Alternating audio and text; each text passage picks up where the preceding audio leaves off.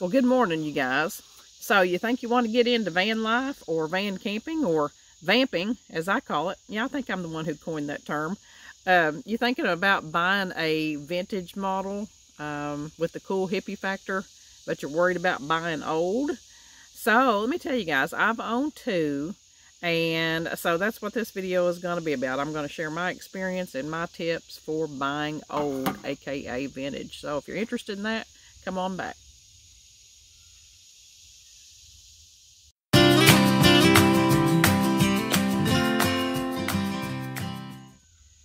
Hey, welcome back, you guys. So van life or van camping is not new. I mean, it's been around since the 60s, you know, with the hippie movement, mostly on the West Coast. A lot of vans out there, van life, people living in vans or, you know, traveling in vans. A lot of music, with the music scene, a lot of bands traveled in vans back then. So it's not anything new. And neither is van camping, really. But, you know, now it seems like it's really gained a popularity. I guess because of the cost, the low cost, you know, as opposed to an RV.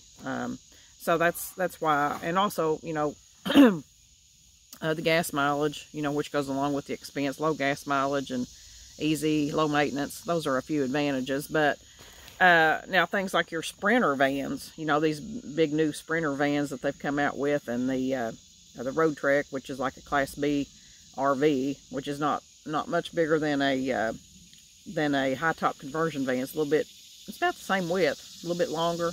You have a full bathroom and kitchen and everything in that. But you know, those are very expensive, unless you do find a good used model. But those new ones are really expensive. So, you know, what are you going to do if you want to get into this lifestyle, low cost, and you do want that cool hippie factor? Not that that's an absolute necessity, but you know, with these old vans, it kind of just comes built in. But so, you know, what about these old vintage model vans? Is it worth considering, do you think? Well, like I said, I've owned two, and I absolutely loved them. And I'll tell you how I came about. The first one I bought in 2008, and I was just coming out of a divorce. I've always, well, I'm telling you, even back way back years ago, I was even thinking about, like, what is the largest SUV that a person could camp in? And I was thinking about the Suburban years and years ago, a long time ago.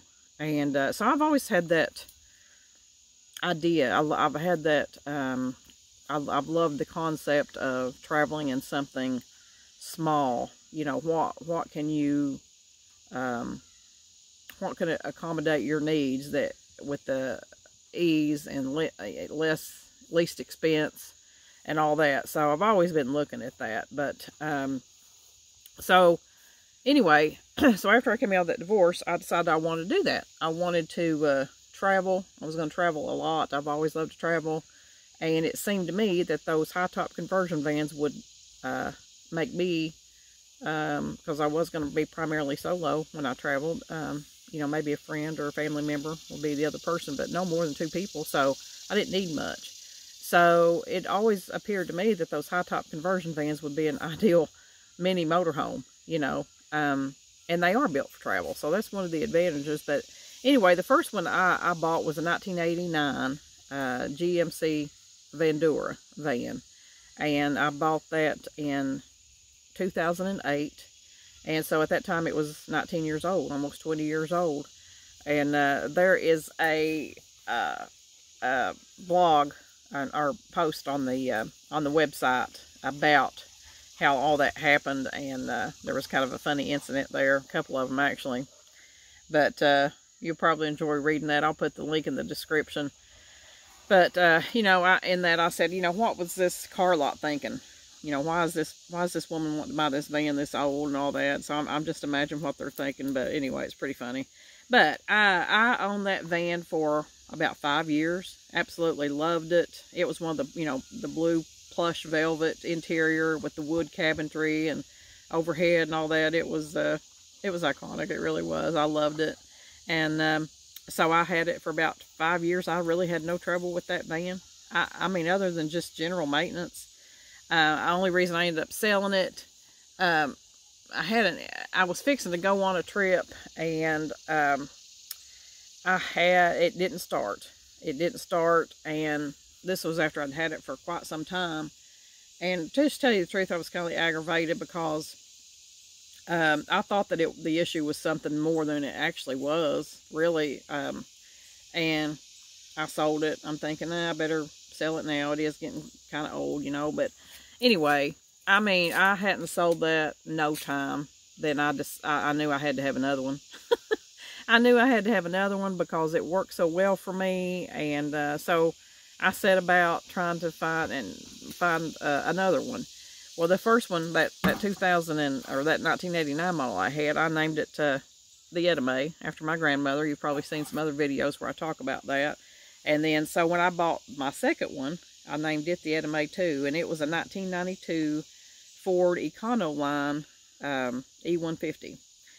It wasn't near as plush as the first one, but you know, it had low miles, as did the first one. Both of them had low miles. That's one thing I really looked at. And they were in good shape. Both of them were in good shape, and reasonable cost, you know, because I could afford much. I mean, that's another thing about getting into this lifestyle via that route, is the cost.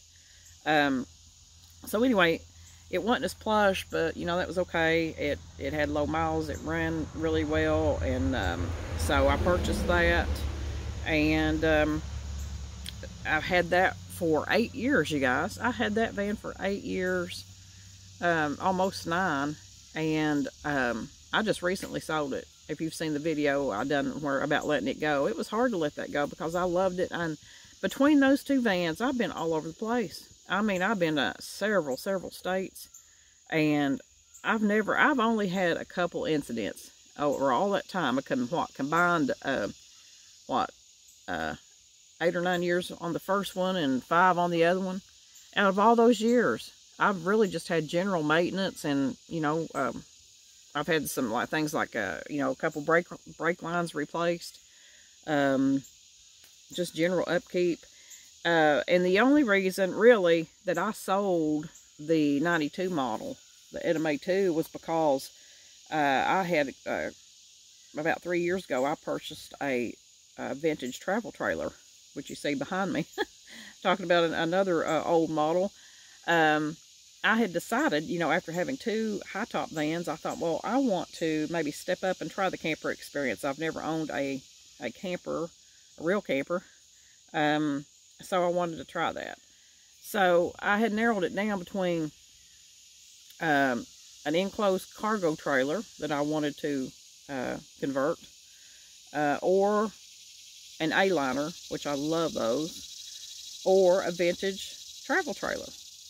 And I thought, it's going to take forever to find a vintage travel trailer. You know, I'll never find that. But I narrowed it down between those 3, and the vintage model is really what I wanted to start with. But turns out, it was no time. Thanks to a friend who knew I was looking for one. She sent me some info on one she'd seen, and an ad she'd seen, and I ended up getting this. But anyway, so, and I also have a minivan, you know, that I'm converting into travel, being able to camp in and travel in like that. And so I just got, between those, I just didn't use the big high top anymore. Not very much at all. I just wasn't using it, and I thought, well, you know, it does need some things, and if I'm going to focus my attention on these other rigs, I really just need to go ahead and sell this. And I had a co-worker who was really wanting to buy it, and so I went ahead and sold it. And it was the right thing to do. I mean, I do miss it, but, you know, I've owned 2. But getting back to, you know, having 2 vans like that, I just thought I'd talk about the advantages and disadvantages that I found. So, these old vans, they are built for travel. That's the #1 advantage. They're built for travel. They're not made for on the road. So if you think you're going to get one and, you know, doing a lot of stopping and starting in town, that's where your gas mileage is really going to be a big factor. But when you get them out on the open road, they do really well. They really do. You fill one up and you can go forever, and they get really good gas mileage on the open road. So that's a good thing. Another advantage is people who have owned these, they didn't use them for, regular vehicle. They only used them for vacation. So they're owned by vacationers or people who have traveled in them not very much at all, maybe what, 2 or 3 times a year, or weekend trips or something like that. So even though they're old, you might find one 20 or 25 years old and they have low miles, and that's why, because they've only been used for recreation. So that's an advantage. Easy to maneuver. They're easy to drive. If you've never driven a big van, you think it'd be cumbersome. It's not. Very easy to drive and very easy to park. You can park them in a regular parking spot. So that's a really big advantage. Their outward appearance. Most of these vans, especially the big high top models, they have, most of them are in pretty good appearance, pretty good shape outwardly, as well as inwardly, because once again, they've not been used that much. But now on the outside, you'll find that, if they have a clear coat on them, on the roof, you'll see that, over time, due to age, that's peeling a little bit. Or in mine, on my case, the Ford model was, the stripes on the side were starting to fade and peel. But from a distance, you couldn't tell it. So you get up close, it's kind of like me. From a distance, I guess it don't look too bad, but you get up close and you can start seeing the age, and that was the way the van was. But, so that's a good thing. I actually talk about in that, in the blog post I did, that one time at one campsite, the Edema 2 there, the Ford model, she was, mistaken for a road trek by my, neighbors, my campsite neighbors across from my campsite. They came walking over and they thought, oh, is that a road trek?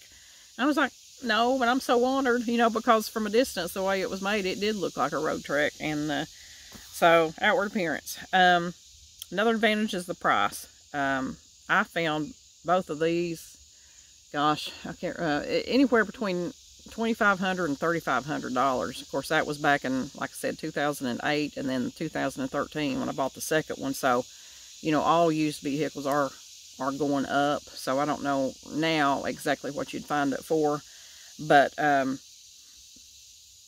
reasonable price.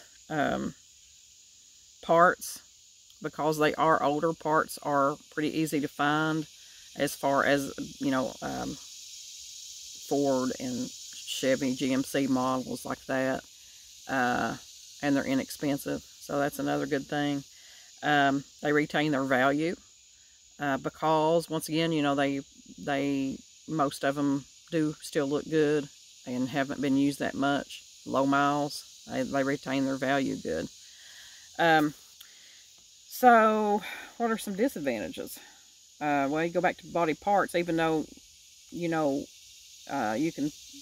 pretty easy to find, you will find that they do, just some oddball stuff wears out just due to age. Like on the Ford model, I had 2 of the doors that just wouldn't open one day.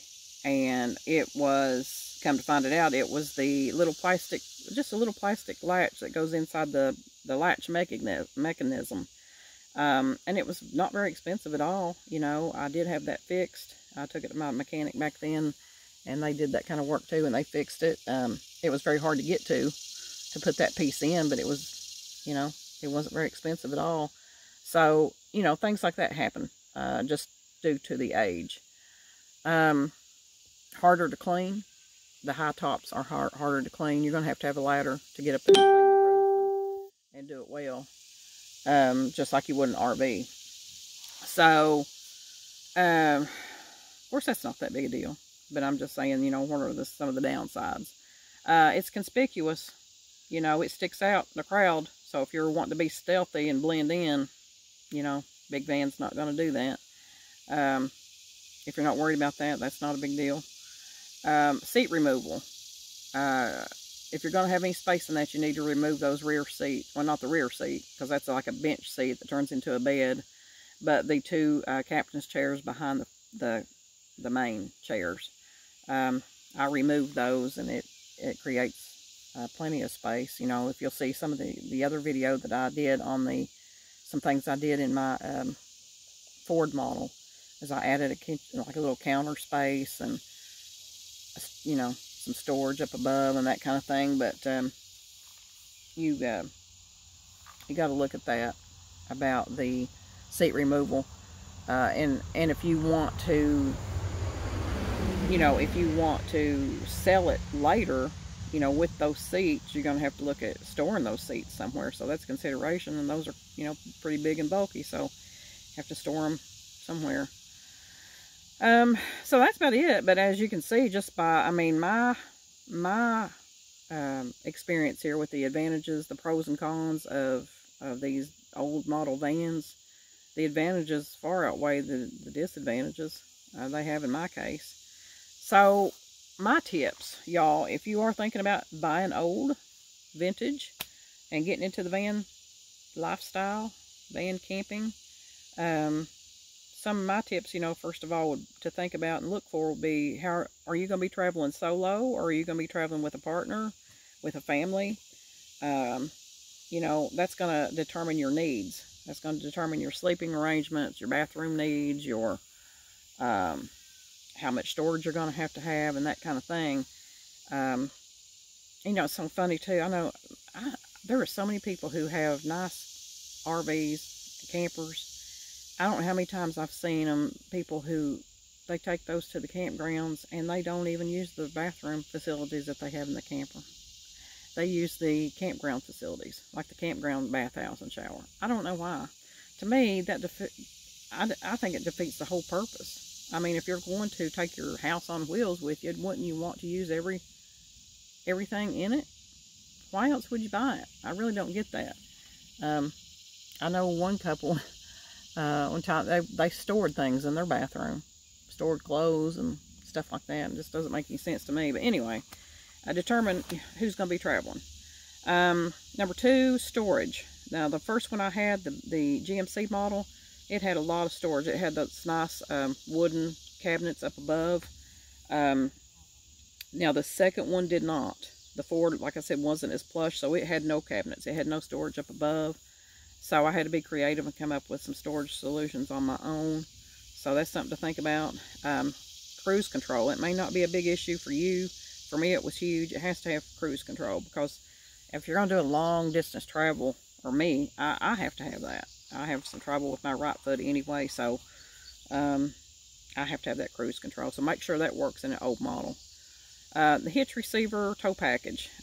These big, I guess, plush vans or high top vans or any of the big vans, I don't think, I mean, you may can order them, but I've not seen any that actually comes with the tow package. Unless you do order it specifically, but they are able to tow, you know, because of their, they're like a truck. Well, they are a truck, actually, just on a van chassis. But, so if you are going to tow something with them, you know, think about that. Do you want to tow a boat, or are you going to tow a little travel trailer or something behind it, or whatever? So that's something to think about, you know. Do you want to add one or find one that's already on it? Another big one, though, is clearance. The clearance underneath, and it's pretty standard. It's not really a high clearance, and if you're looking to get off-road any in the back roads, this is not going to be a really good idea. But if you're just looking for general travel, general camping, I think we'll go on some, you know, I'm not saying it won't go on a gravel road or anything like that, but if you're something that's, you know, potholes and, you know, that you need higher clearance, then this is not going to be a good idea. Book value. Check your book value. Like I said, these vans do hold their value, but check around, see what they book for. And if you are shopping around, you know what the general price is going to be, or what it should be. When I was looking for, it's when I was looking for the second one, I found one that was in mint condition. It was really in mint condition. Had about the same miles, you know, of what I was looking for, and of some other ones I had looked at, you know, with the model it was and everything. But oh my God, they were asking, this was private owner, they were asking like $11,000 for that. Now, it was actually on a lot, but I think they were selling it for somebody private. $11,000. Whereas in the market, you know, everything else I had been looking at with the same model, the same or, you know, the same year, the same, basically the same idea, the same type of van, was in that 2,500, 3,500, maybe 4,000 range. And then I find this at $11,000. I'm thinking, you know, they must think because it's in pristine condition, it's worth that much. It wasn't. Not to me, because you still got to consider the age. And, I mean, I don't care how good it looks. You can't do that. I wasn't going to buy it for that. I don't know. I don't know if they ever sold it or not. But anyway, I'm just saying, you know, make sure it's in the ballpark. High top versus a raised roof. There is a full high top conversion van, which has that top like a ambulance van has. And that's the full high top. And, I don't know, it's probably about 8 inches high or something like that. Then there's a slightly raised roof, and those vary accordingly to the different model vans too. And both of mine was not a full high top, but they were like a raised roof. But me being short, you know, I'm 5'3½", and I could stand fully upright in that first one, in that GMC. The Ford, it was made to where it was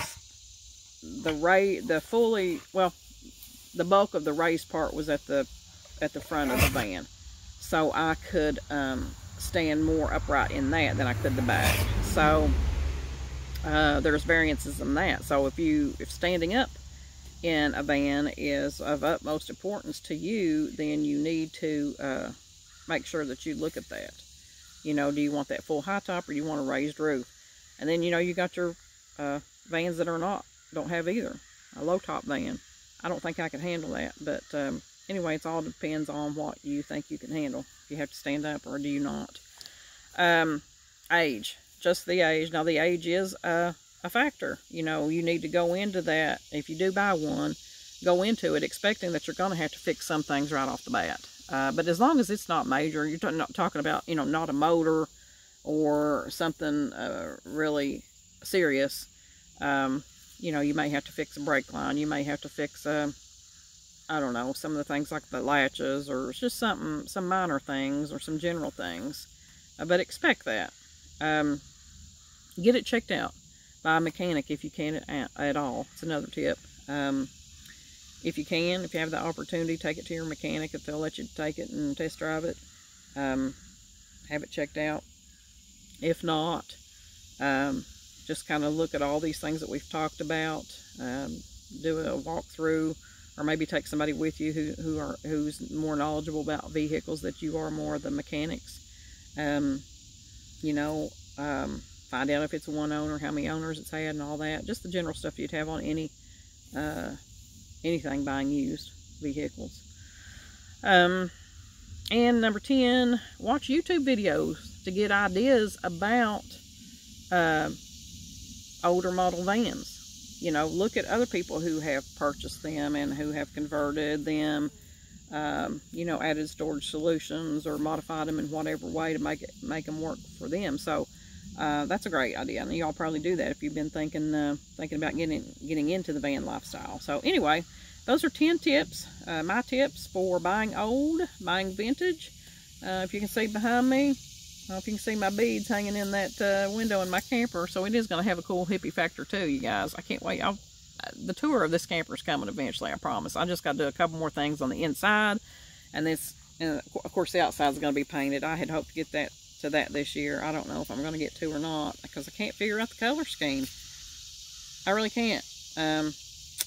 I'm wanting to go with a kind of, the inside is like a western, kind of like a western hippie vibe going on in there. So, and I like those desert colors. The inside colors are like turquoise and tan and teal and that kind of thing. So, rust. Y'all got any ideas for the outside colors? Put it in the comments. So yes, I do highly recommend buying vintage, buying old for getting into the van lifestyle, camping lifestyle.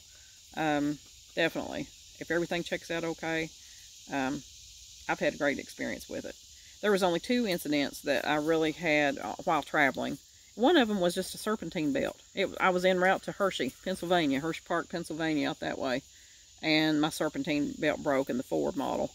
I mean, it just set me back a few hours, you know, but it was no big deal. And I had it, you know, I always have whatever rig I'm driving, I always have it checked out, you know, before I go anywhere on a long trip, and I did, but somehow or another, they didn't see the serpentine belt that it was wore. So that was an easy fix. It really was. And then the other one was in Memphis. I got a video on that, you guys.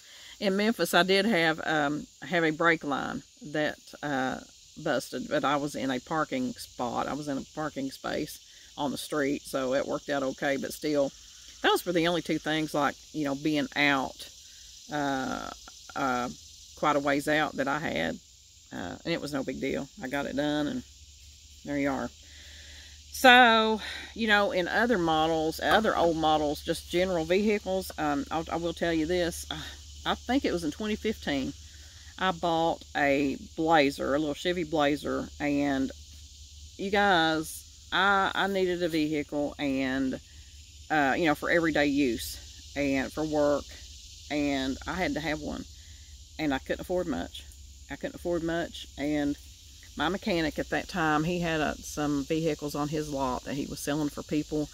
And this little Blazer, y'all, I don't remember what year it was, but it was perfect. It was so clean, had been taken well care of. He said the guy had every paper on it, everything about it.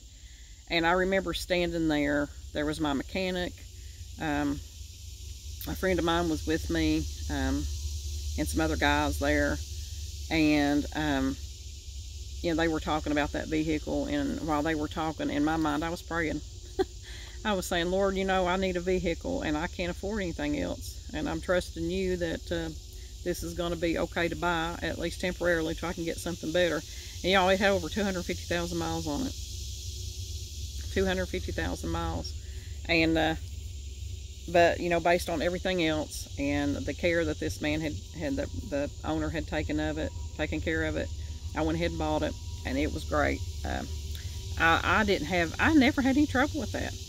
And I actually, then when I got in a little bit better position, I traded that for the minivan that I have now.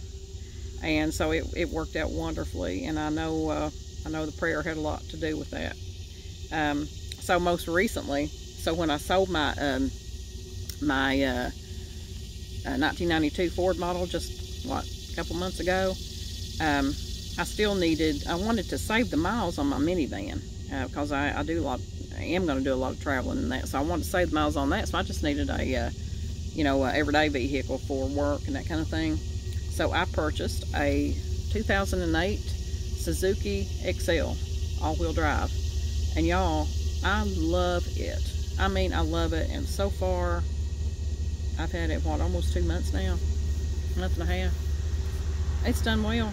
I'm going to have some brake shoes put on it, and a rotor. That's it. I mean, so far so good.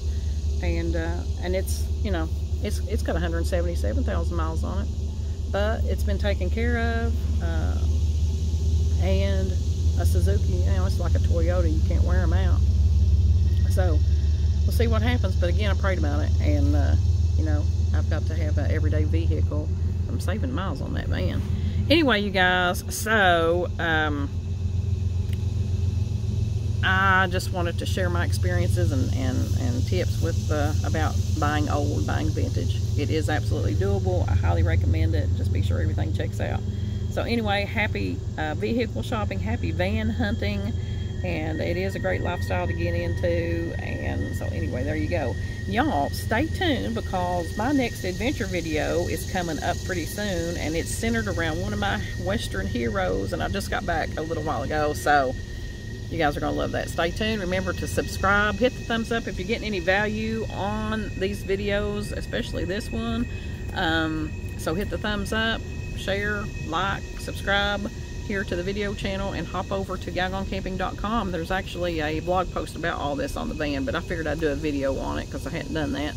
And so anyway, I'll see you in the next video. You guys be sure and subscribe, and remember, don't wait to live. I'll see you down the road.